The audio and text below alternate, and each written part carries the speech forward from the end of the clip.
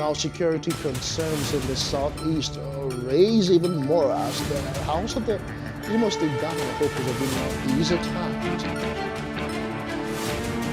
And former Speaker of the House of Representatives, Yakubu Dogara, tells us the consequences of choosing the wrong leaders in 2023. This is Plus Politics, and I am Justin Akadoni.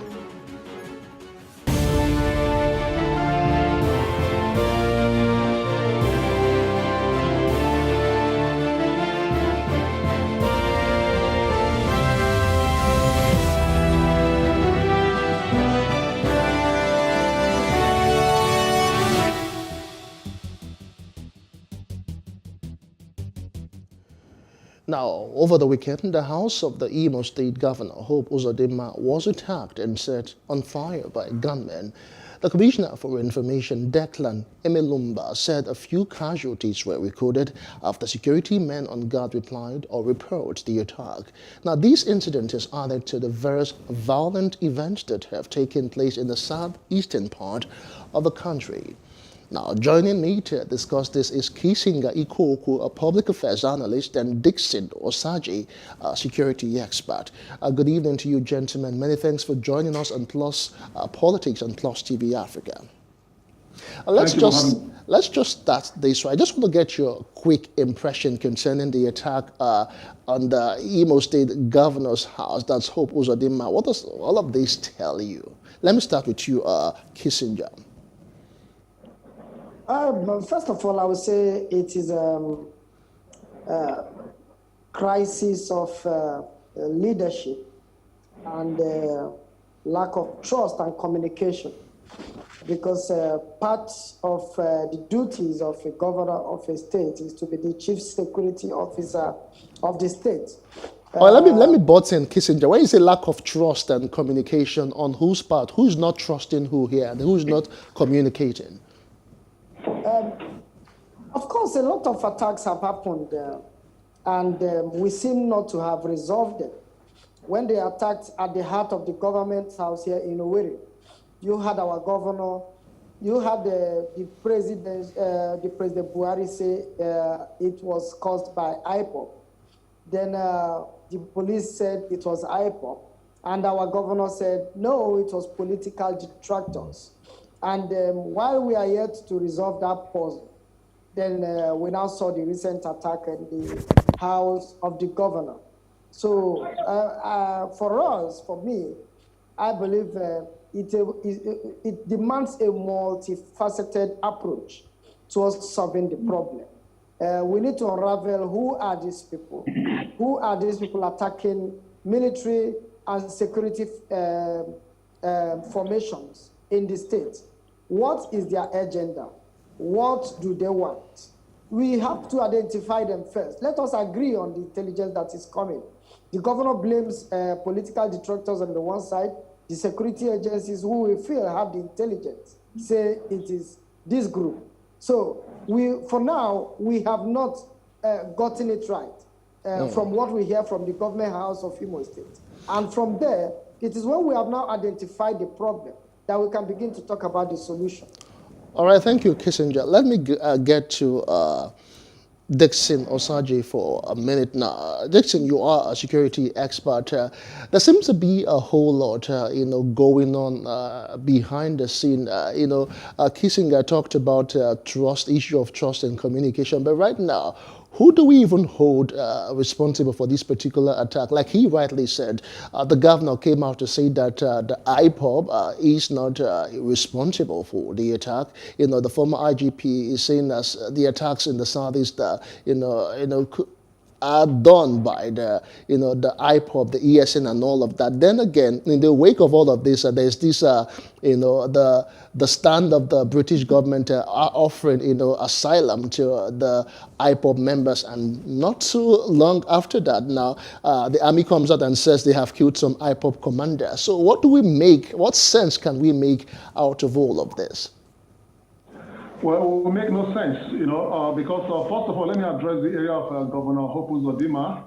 I think he needs to calm down because except is assuming the position of an IPO of Imo State or the new investigation police officer, because it is detrimental to the survival of intelligence gathering when a number one citizen of the state will come on air and release information of an investigation that has not been concluded. You know, when we talk about investigation, reporting, you must go through the initial report, then followed by progress report, followed by special report, before final report. Now, when the number one citizen of the state comes on air to start confirming the people or the group of criminal elements that carry out such attacks, that simply implies that he is giving a final report. And I will advise him to come back to his security advisor to advise him properly in releasing information to the public. Now, going back to the incident that happened in his hometown, you see, the problem we have here in our own country, we don't prioritize risk. If you don't prioritize your risk, you cannot apply mitigation factors.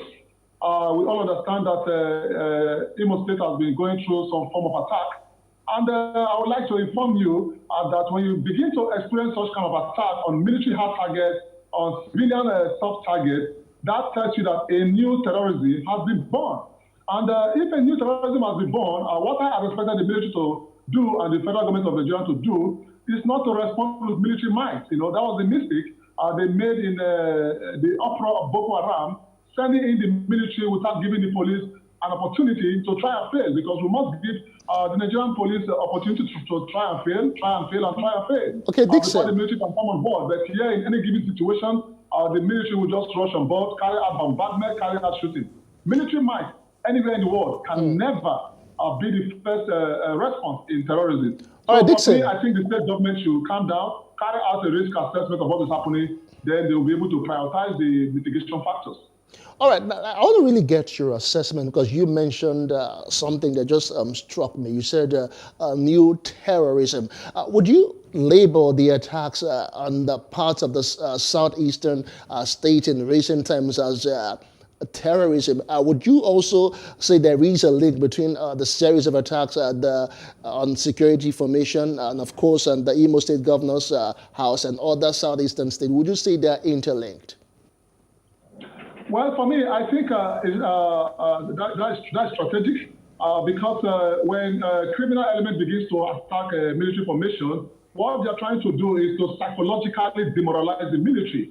Because if you don't psychologically demoralize the military, they will not succeed in their operation. So I felt that those recent attacks, and these attacks are so frequent, you know, and the criminal progressing in their various attacks in all the locations. So for me, I think it's a new bet. A new terrorism has been born. But I will advise the Southeast governors to come on board to quickly nip this on the board, because if they don't do that, I am afraid the perception will be a very different perception, because people just felt that they can attack any military formation, attack any police formation, and these people are killing their own brothers, killing their sisters. So. All right, thank you. Kisiga, let's us bring you back onto this discussion. You have heard what Dickson Osajie says, his assessment, and he said that a new terrorism has been birthed. Let me get your candid opinion really right now. You know, in all of this, that there are talks of, fifth columnist in the offing between security organizations. There are talks that they are the ones perpetrating the violence in the Southeast, and that is why it has actually spiraled out of control. How do you reason all of that? This is very true.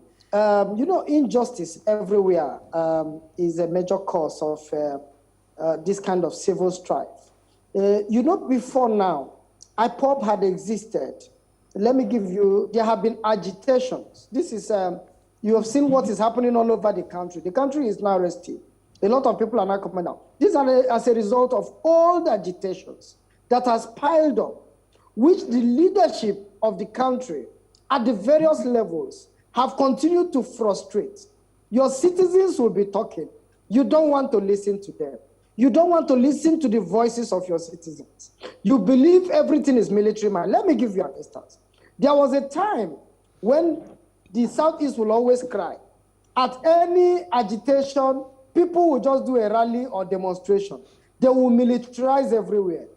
Create those checkpoints that will be very tight for vehicular movement to show us that we are a conquered people. You'll be looking at the checkpoints, I'll be thinking if the Southeast is even Medugri, if there was war going on. But that was mere demonstration and the carrying of placards and rallies.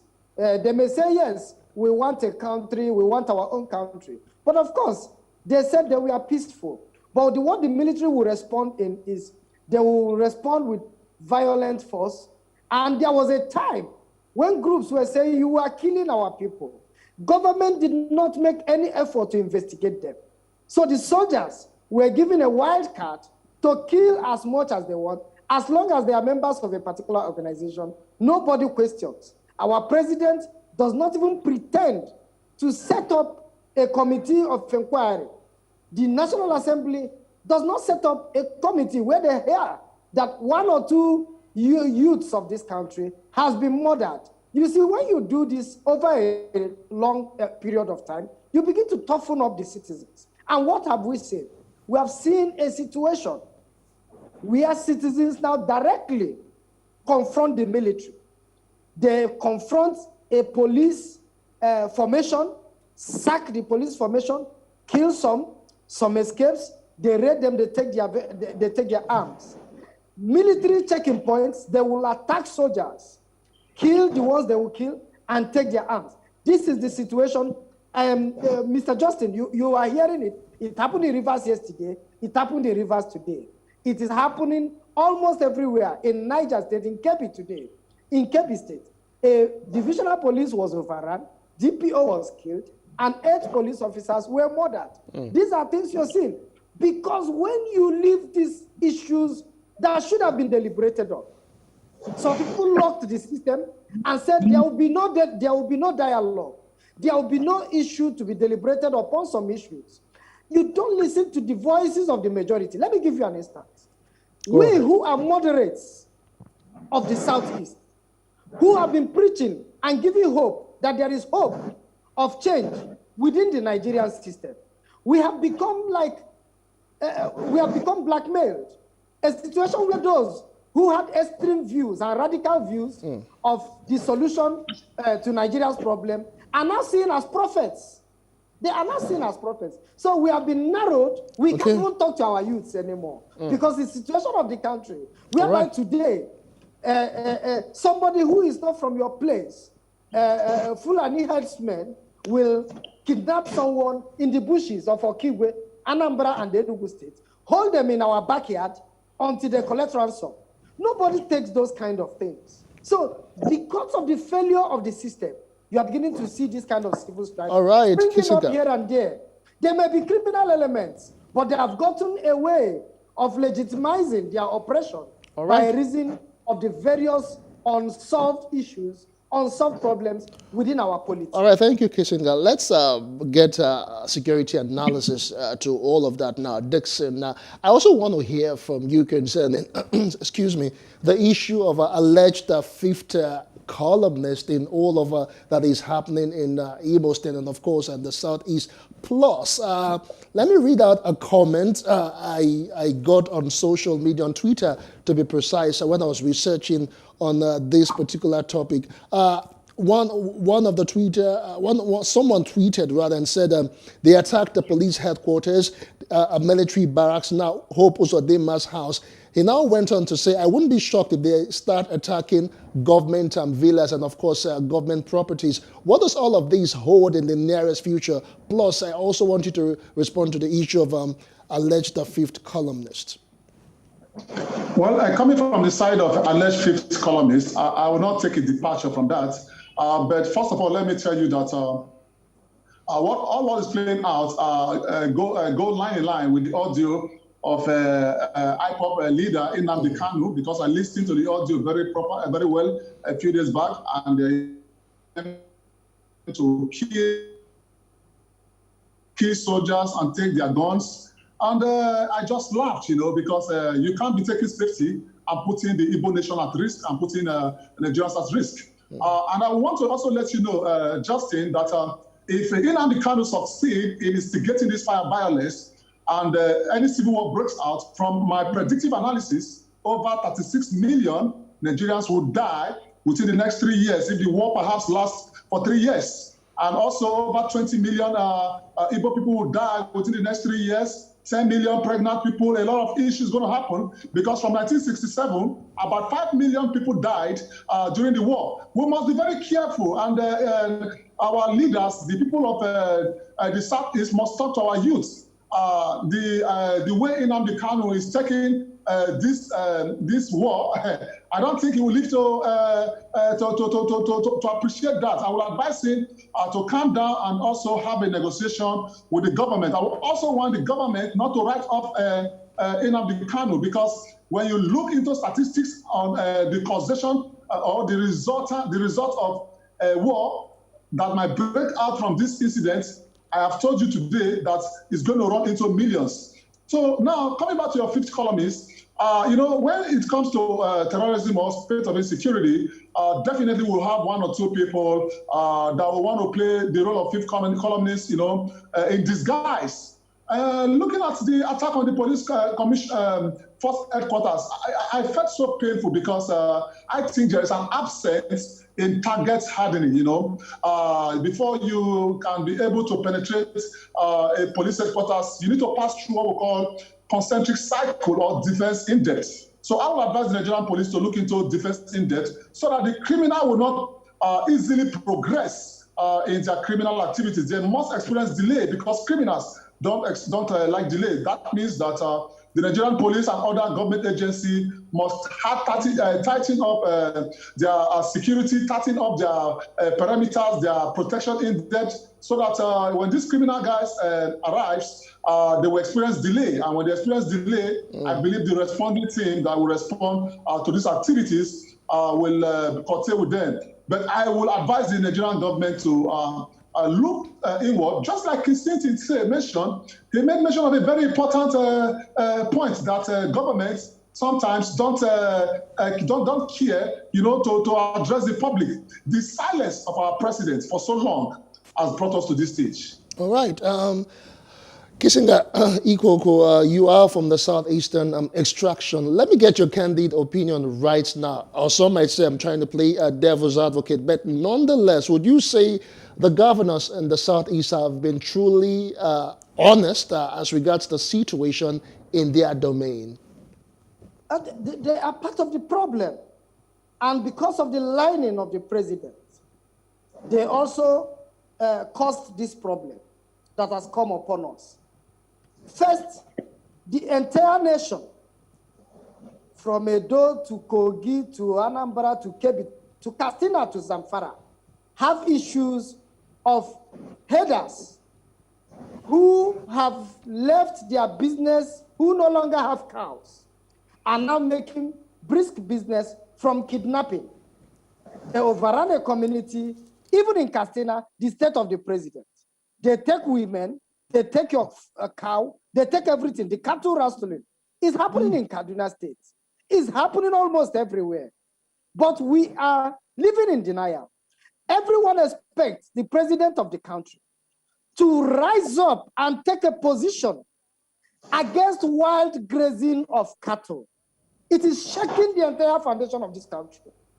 That somebody will have the right to be in your backyard and go to the bushes at your backyard and then can do anything and disappear into the bush. And everybody is saying, we can ranch this. We can talk about ranching.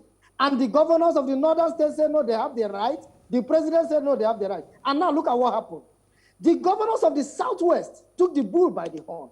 They are more APC than the southeast. They launched Amoteku and banned open grazing.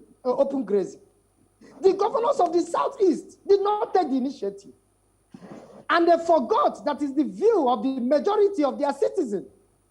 The majority of the citizens, I'm telling you, Justin, in Imo State, in Abia State, in Anambra State, in Enugu State, is that they don't want people grazing cattle wildly because their goats and their chickens are well domesticated.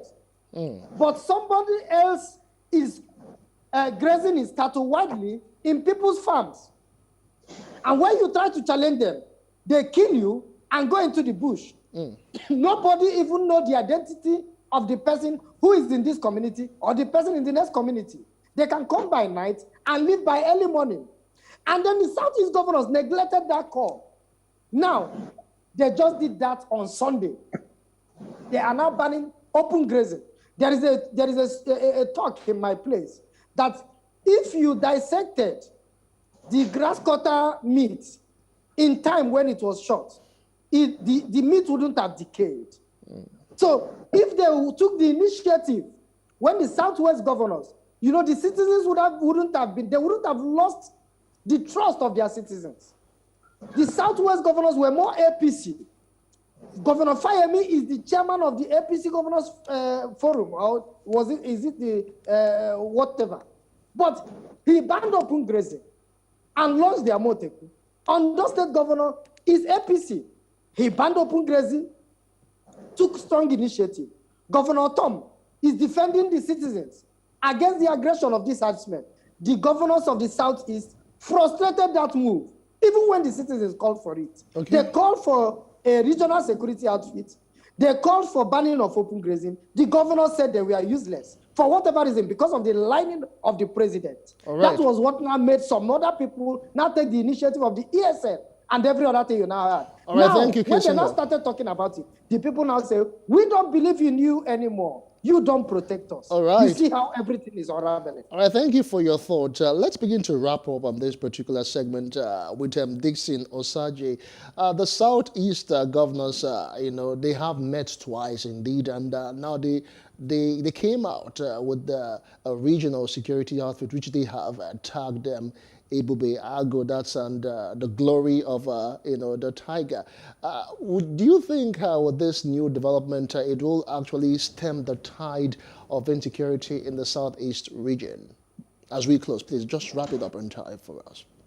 Well, thank you very much, Justin. You see, one of the mistakes of the Southeast governor was that they were so relaxed. They gambled with security.